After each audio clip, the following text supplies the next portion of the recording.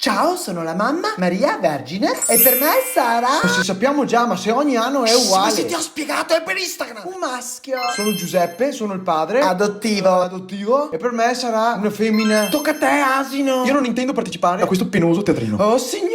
Il gender reveal rappresenta l'apice della mercificazione di un momento intimo. Ok, grazie. Tocca a te, bue. Per me è uguale, basta che sia in salute. Madonna, devi dire maschio o femmina. Allora una femmina. E le magi? Noi abbiamo già comprato regali, ma sono unisex per fortuna. Però per noi è maschio. Pastore. Voi pensate che io sia il solito bigotto, ma in realtà per me ad oggi non esiste più il concetto di genere. Oh, signore, devi dire maschio o femmina. Femmina, dai. Lavandaia. Vivendo in una società estremamente patriarcale. Che noia, Dio santo, deve essere una cosa leggera. Spero sia un maschio. Ok, non c'è più tempo per gli altri perché questo è un reel per Instagram. Andiamo alla rivelazione. Che suspense. Niente, elicotteri. Abbiamo qui con noi un angelo del cielo. Sarà lui, sarà lei, sarà